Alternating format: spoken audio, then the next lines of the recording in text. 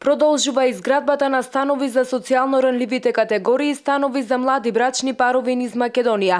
За време на посетата на акционерското друштво за изградба и стопанисување со стамбен простор и со деловен простор, председателот на владата на Република Македонија Емил Димитриев се сретна со менаџерскиот тим на институцијата, а тема на разговор беше изградбата на станови и катни гаражи во државна сопственост.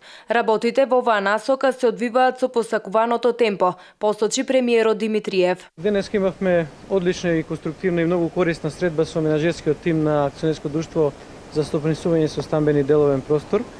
Разговаравме на повеќе теми кои што значат на еден начин реализација на владините програми во дело на градбата на станови, катни гаражи и така натаму.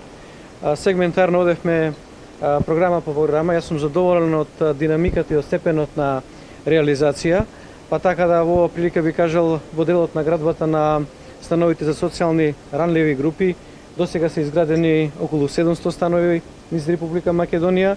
Во моментот се градат околу 123 станови во Кочани, Македонски Брод и Гостивар, а во наредниот период многу сме близко до старт на градба на нови 500 станови за оваа категорија во Скопје, во Виница, во Свети Николе, во Пекчево и во Пробиштив. Од целокупната градба која што имаме во комерцијалната градба, 10% одвојуваме за децата без родители, што никогаш до сега не се случувало, но исто така и со решавањето на оние стари станови кои што беа, како што се дивовселените, како што се лицата кои што се приматели на ниски примања, значи со ниски примања, сега ги решаваме и им даваме можност да се одлучат дали овие станови ќе бидат купени, ќе ги откупат под одредени услови или пак ќе направат повторно закуп.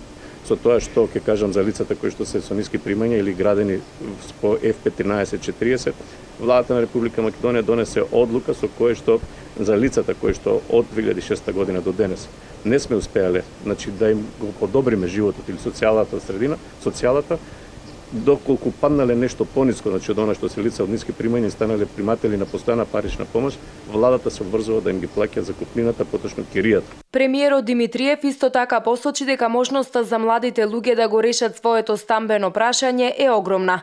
Каматните стапки се ниски, а се гарантираат за еден подолг период од 15 години.